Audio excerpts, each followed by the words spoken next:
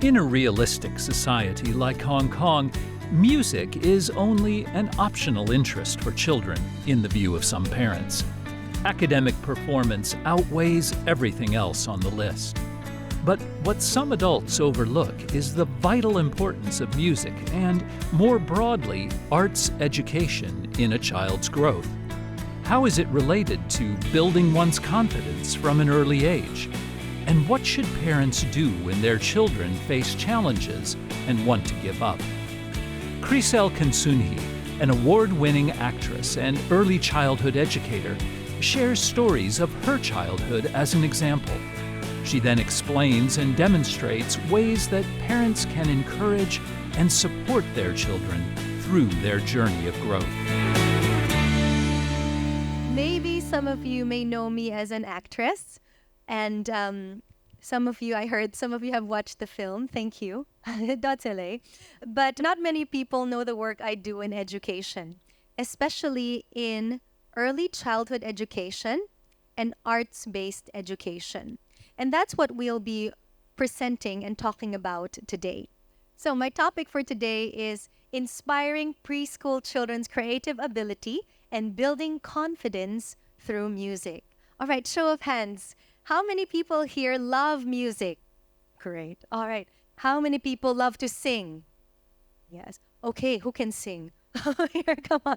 I'm sure many of us, when it's time to sing, we're going to get the microphone and express ourselves. So I'm really glad to hear this because that means we have a certain appreciation for the arts and music. Everybody has a talent. Some people have a special gift, let's say, with engineering or science or STEM. For me, I was very bad at math and science, but I really, really loved to sing. So, even as a child, I was very lucky because the greatest gift and talent I have is my voice. And when I say my voice, I don't just mean singing. What I mean is having a voice to express oneself, to communicate, to think and be able to share stories and ideas, to be able to let a room listen. That is the power of your voice. And I was very fortunate that I was encouraged at a very young age to find that. So because of that, I can tell stories, I can come up confidently, speak my truth, and share my talent. This was me when I was 10 years old. When I was 10, I was recruited to be in a professional theater company. So from the age of 10, I was taught and trained to sing, to dance, and to act. Professionally, meaning that I was alongside people who were 10, 20, 30 years older than me. They didn't always treat me like a child. They said I have to work very hard and I have to train. I have to make many mistakes and I have to get up and do things over and over again until I get the job done. For the next 13 years of my life, from age 10 until 23, I was trained to sing, dance, act on stage, and I learned how to confidently express myself to an audience. I also learned how to connect with people. That was the biggest value. How to communicate, how to listen, and how to respond. This was especially good because later on, I would learn that I actually have ADHD, attention deficit hyperactivity disorder. People always get scared when they hear that word. They think that when somebody says a child has ADHD, it's the end for them. No, of course not. Sometimes the smartest children are the ones who actually move a lot, talk a lot, and share a lot. Sometimes we adults cannot handle them, but their creativity is their strength. And I'm here to share a little bit more about that. Because I had the arts, mind you, I was the talkative child, non-stop talking. Anything and everything I would tell you. Sometimes I didn't make sense, but I still kept talking.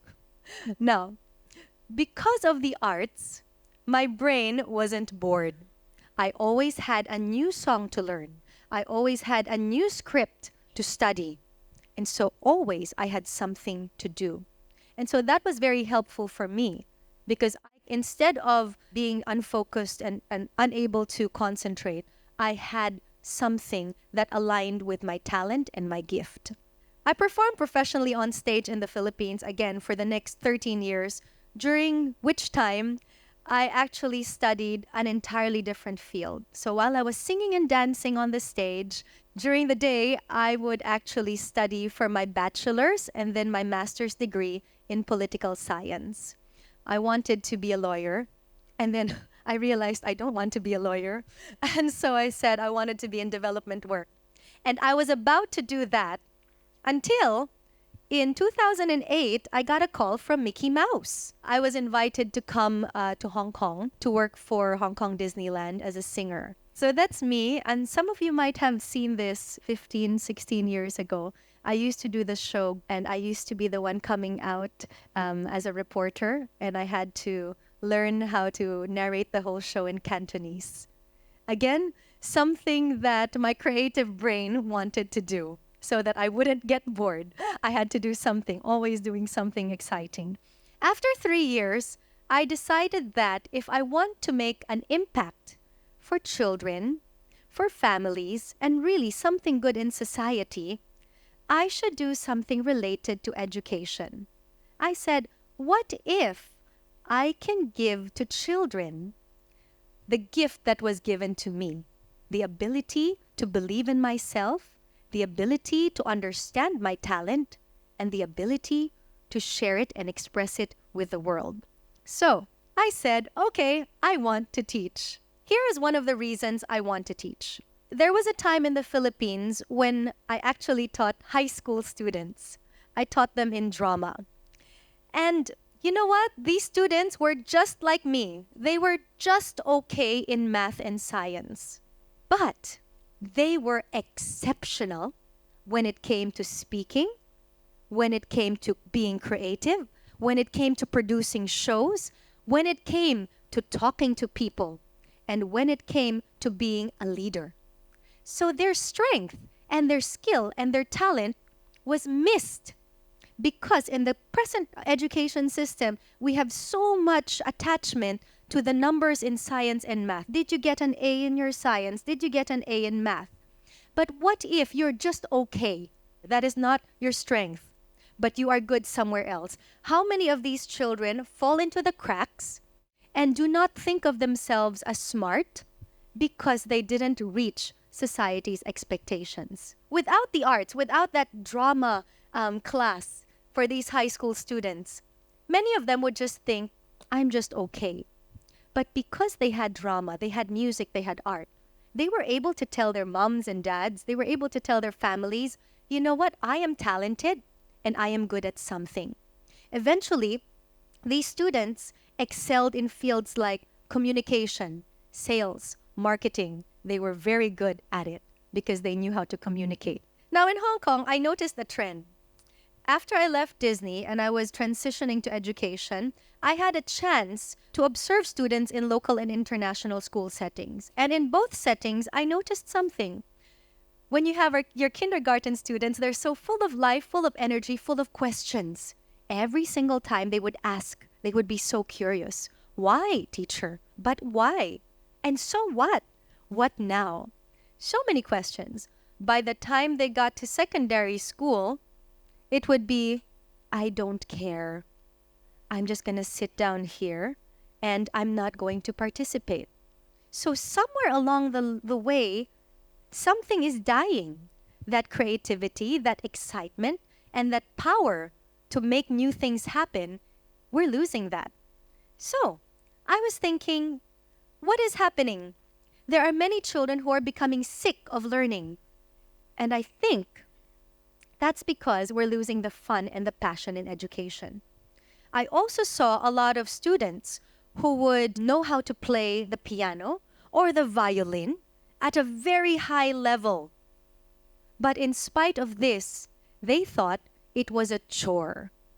I don't want to play the piano. I don't want to play the violin. I don't want to do this anymore. That's what many of the children nowadays are saying. And something is wrong if we cannot love what gives us great joy and talent.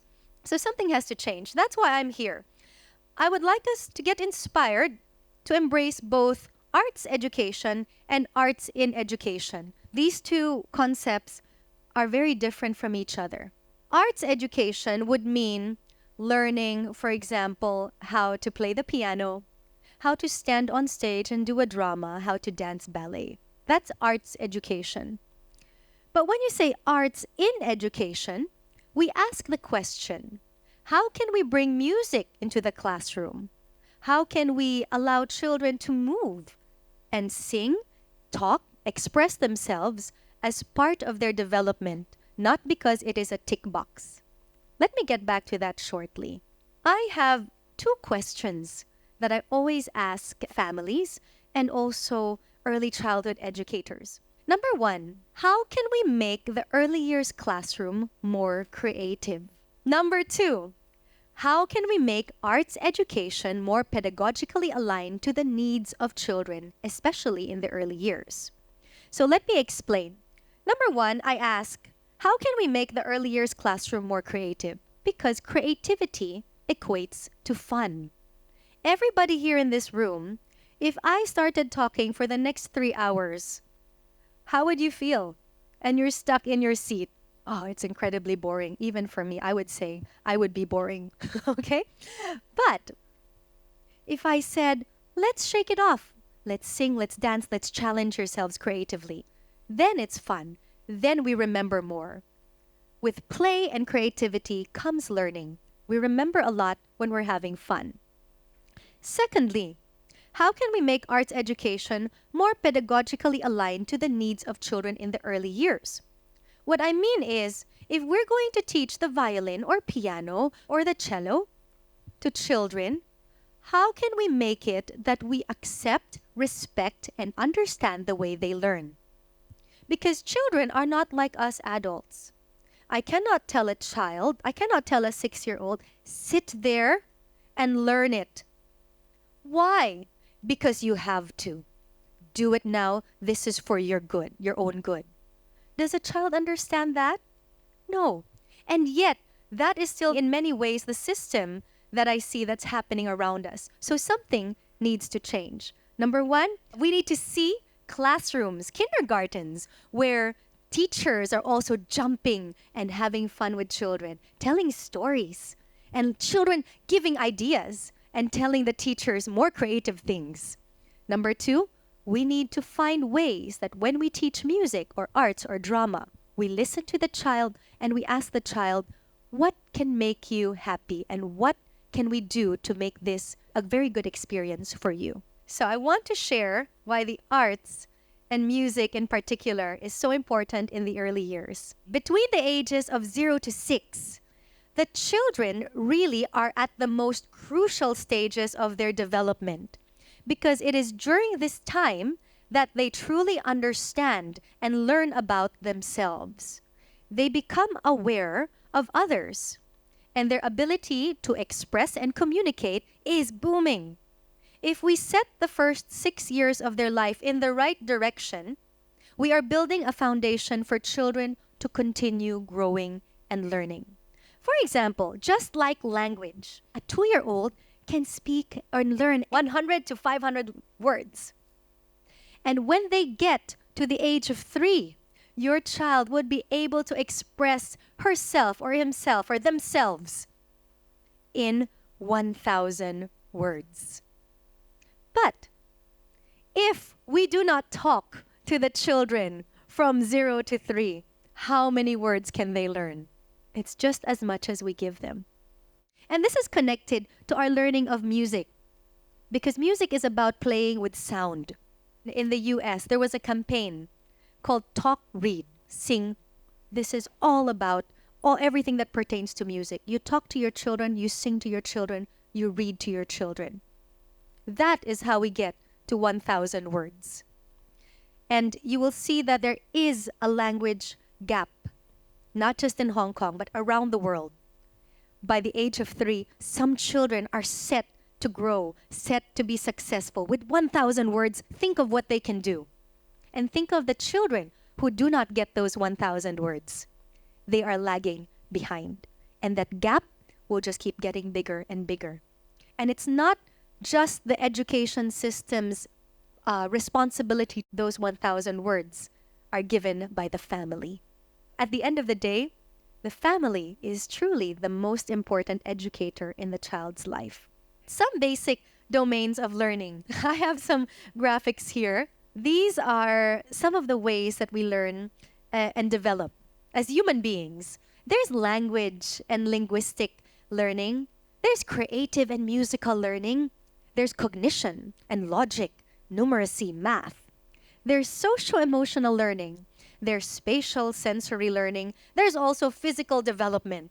And actually, the list goes on. This is the simplified list. If you're going through an early childhood education course, wow, this can probably be even more. But this is the simplest way for me to explain it. Language and literacy. That's how we understand words and express ourselves. Cognition.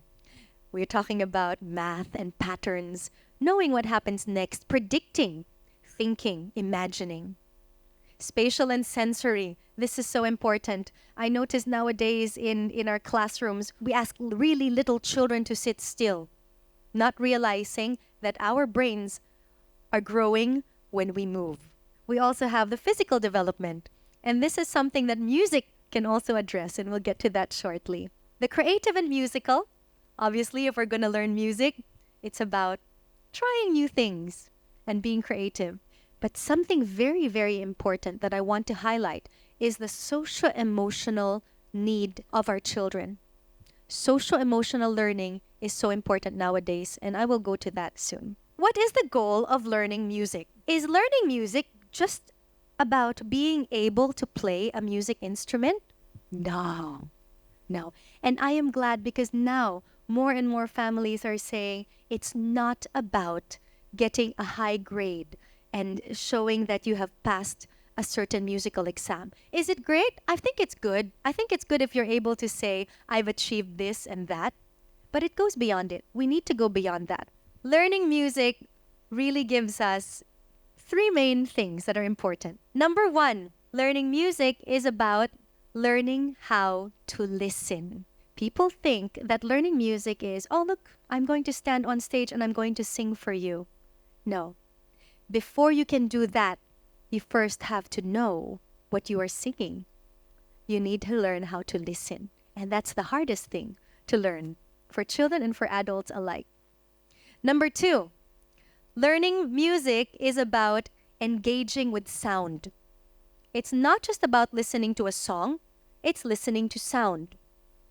When a child sits down and listens to the sound of the thunder and the wind and the rain, they are learning music. They are learning what are the sounds that I hear. And the third is being creative with sound. So music is a multisensory experience. When we learn music, we learn it with our whole body. If you're learning boom, tick, boom, tum, tum, boom, boom, boom, boom, tick, boom, tum, tum, tum, tum, try doing that, but just standing still. It doesn't make sense, right? Let's play a game now.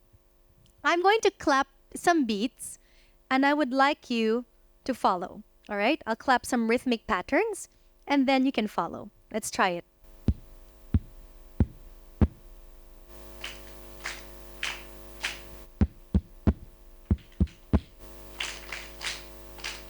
All right.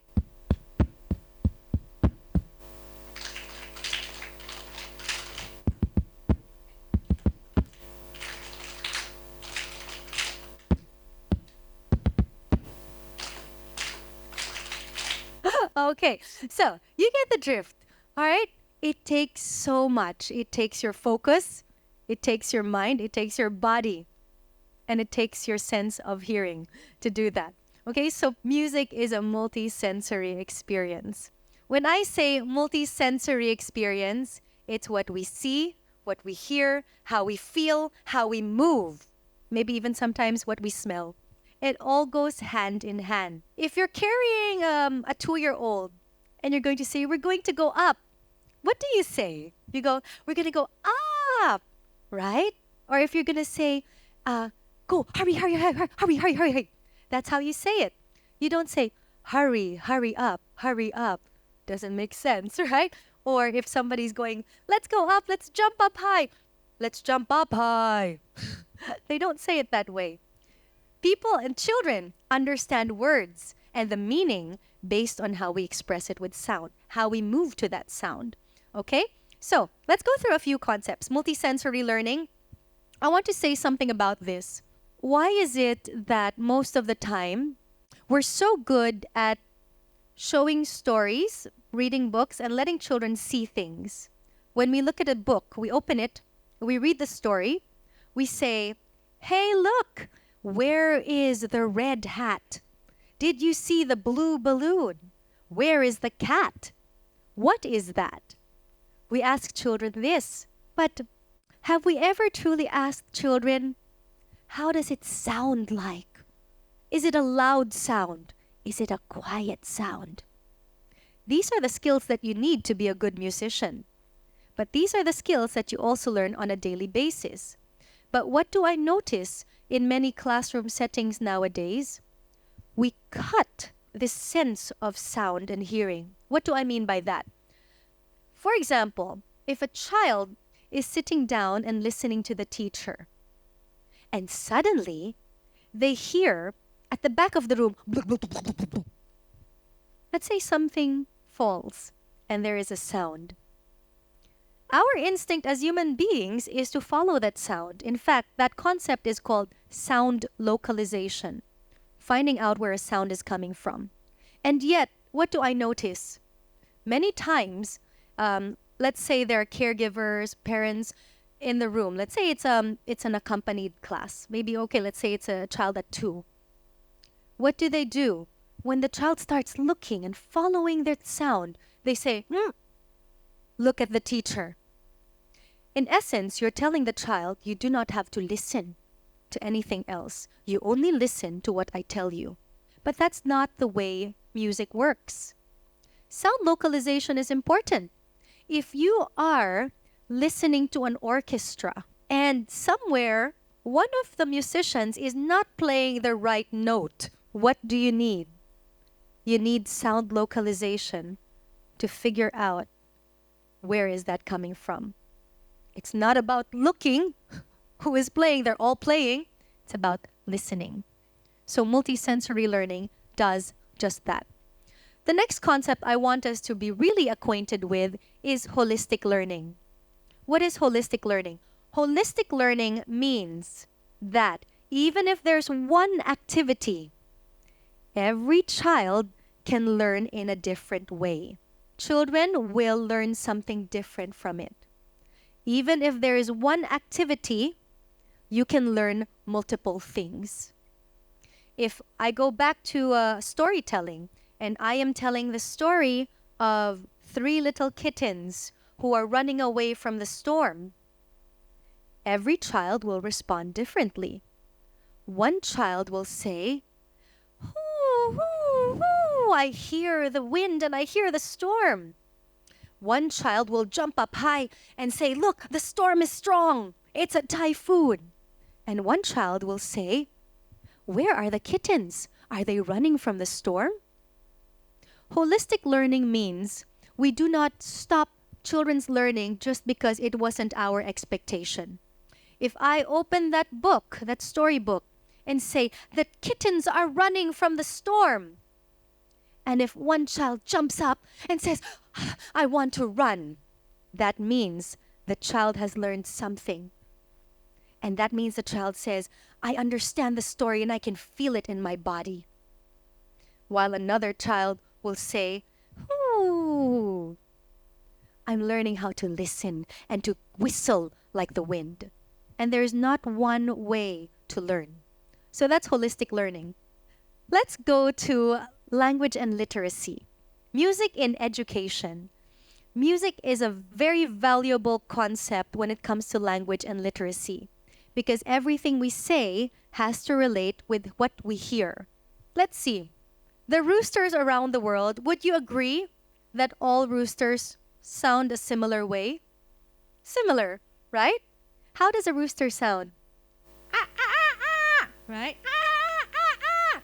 right? It's basically the same. Whether, if you go to Thailand for a holiday or you go to the new territories and hear and hear the roosters, they probably sound the same.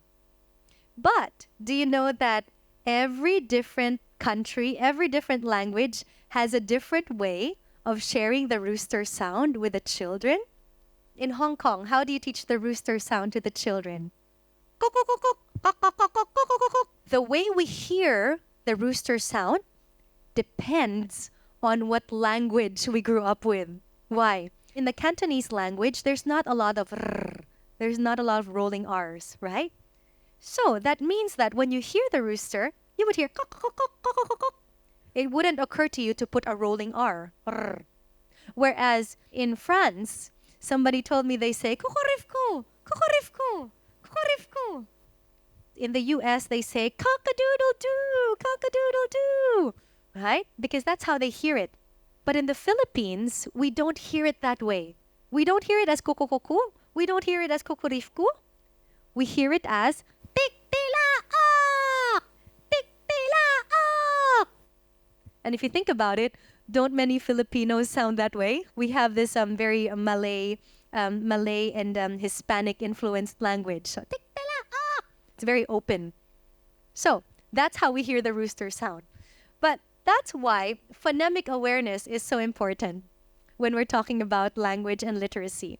Next fun thing that I would like to share is about musical dynamics. This time, it can be fun, but it really has some good value for socio-emotional wellness of children. Music is not just something that helps us be happy. Of course, people think right away that when we say music and socio-emotional awareness, it's about music being a support for children's feelings. And that is true. Even for us adults, we listen to the music that we feel like at that time, right? We express ourselves through music.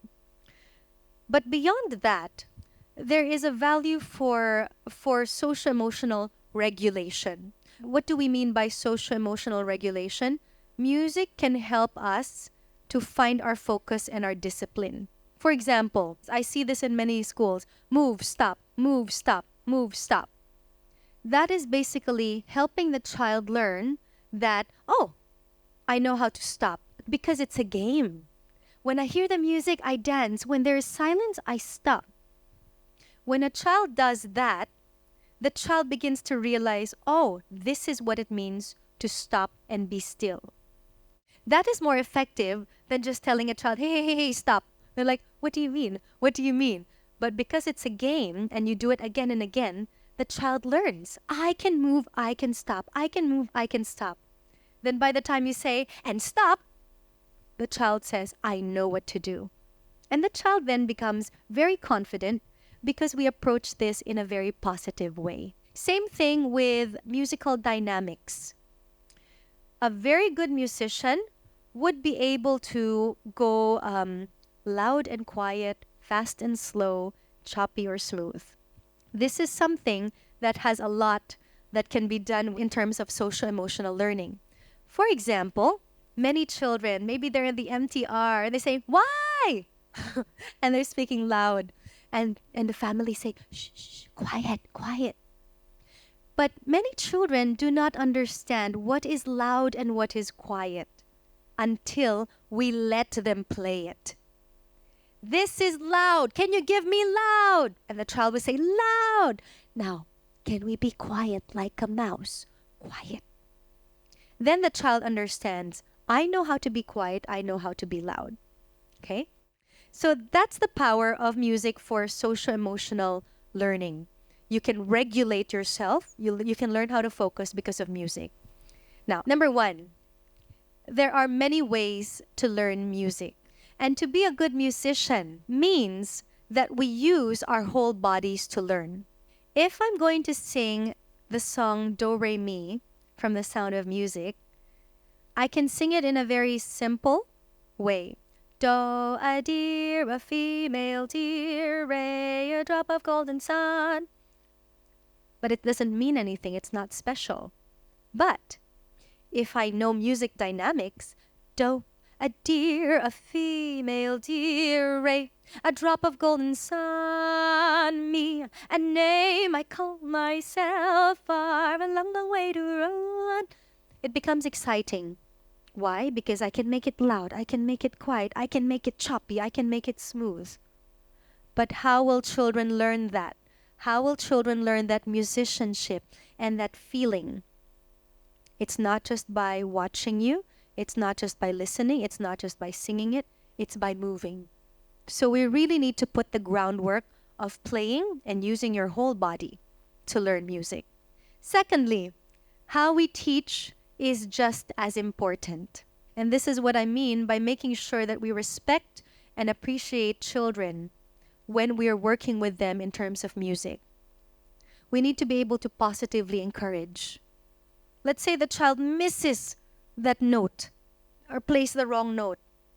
There are many ways to positively encourage a child.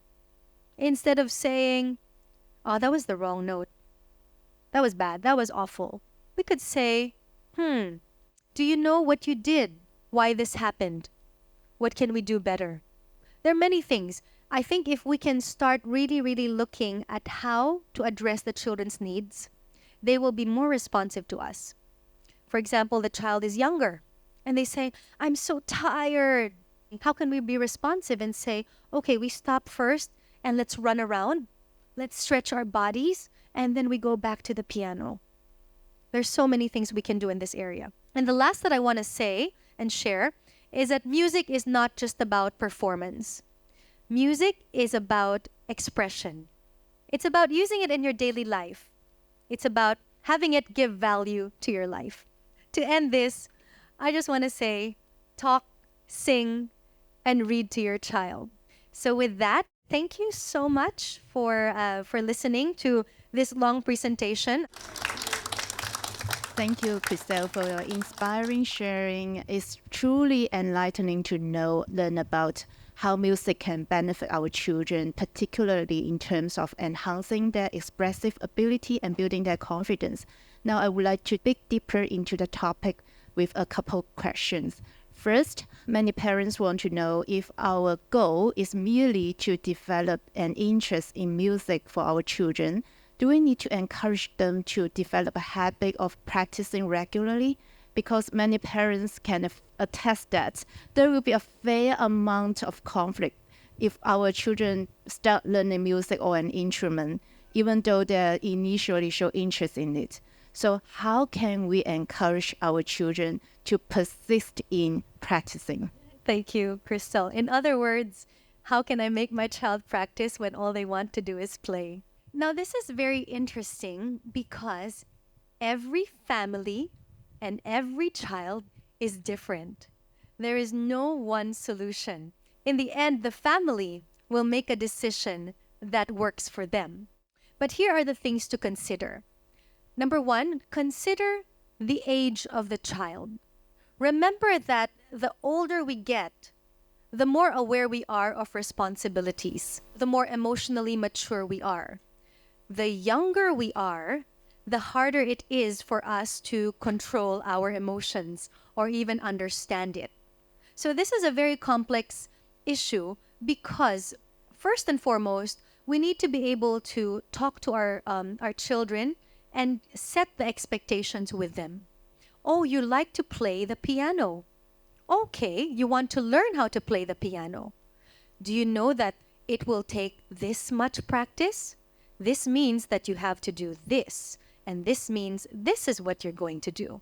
So that the child understands. When you start saying you need to practice now or you need to do this, it was something that was told to them beforehand. As a family, you also have to decide what is your benchmark for changing or stopping an activity. And that is different for every family. And you also know your child best. Some families will say, "You know what? My child can do it. And I know my child well.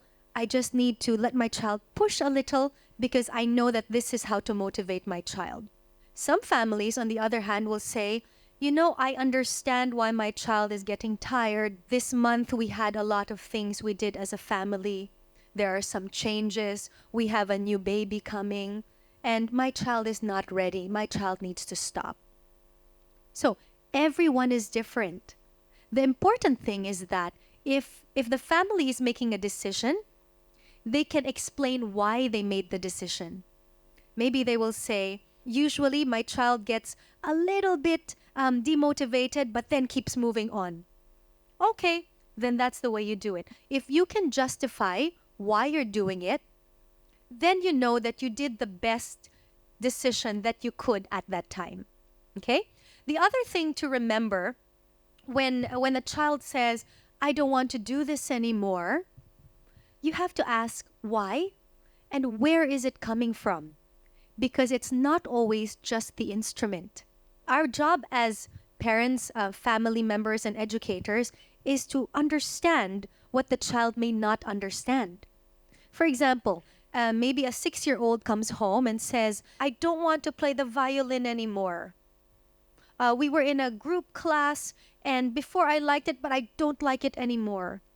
You have to understand why. Did something happen? Did you perhaps get into a fight with your friend? Did somebody say something that you didn't like? Or could the teacher have said something that discouraged the child? Again, there are so many different things, and the child sometimes doesn't know how to share it. The child will just say, I don't like it anymore. There are some children, for example, dancing ballet, right? And there's a lot of discipline involved, and maybe they love it, and then they say, I don't want to do it. Sometimes when you prod or ask a little bit more, it could have been as simple as their friend said, oh, you don't dance well, I don't like you anymore. Sometimes that's a factor. But when it comes to, let's say, the child not wanting to do the drills anymore, you have to decide as a family. Do you think your child can handle it, or do you think your child needs to wait? If you think about that before you start, you might realize that my child enjoys the piano, but just the idea of playing the piano. Therefore, we will watch more shows where there is a piano. I will buy a little piano, and maybe we will play together. And slowly, let my child understand that as she or he or they grow older, they're going to need certain skills. So it's step by step. And we have to realize that what applies to one child will not apply to the other. What applies to a 6-year-old is different for a 4-year-old. And in the end, it's a trial and error. That's really an insightful perspective. And let's move on to the second question. As the children start school, their homework can become more demanding. And some parents often find themselves need to balance their children's homework and the time for practice. Some of them will ask their children to stop learning music because they don't want it to affect their learning performance. So what's your opinion on it? Again, this is complex. First of all, you have to see and be realistic. How is this affecting your family life? Because we can't do everything. So again, some people will say that, okay, I will stop this, or I will pause one thing or the other. Now, I would say, number one, we have to be able to also share with our children the value of resilience and the value of commitment and discipline. Yes, we respect how they feel. Yes, we try to see what are the ways we can make it more exciting for them. At the same time, the older they get, we also have to start saying that if you want something done, we have to commit to it. And that doesn't necessarily mean that you now have to practice 2 hours a day for 5 days a week. You can keep it simple. You have to be able to partner with a teacher. Say, this is my situation at home. How much time should we put in? Because it's not actually the many hours, the hours that you put in, it's the quality. So, for example, let's say it's a singing instruction, right? For me, as a teacher, I don't expect the child to sing 1 hour a day for 5 days. But I expect that if that child is going to do singing time, there is no distraction, and the child is going to focus on that. That means even if it was just 30 minutes for the whole week, the child did something that is productive. And I think we need to get out of this habit of counting the hours and rather seeing what is the quality of that experience. Yes, thanks for Crisel's thoughtful response. I think it's very clear that the key to cultivating the love in music for children is to make it enjoyable and stress-free, and find the right balance between the academics and the music. Once again, I would like to express our heartfelt thanks to Crisel.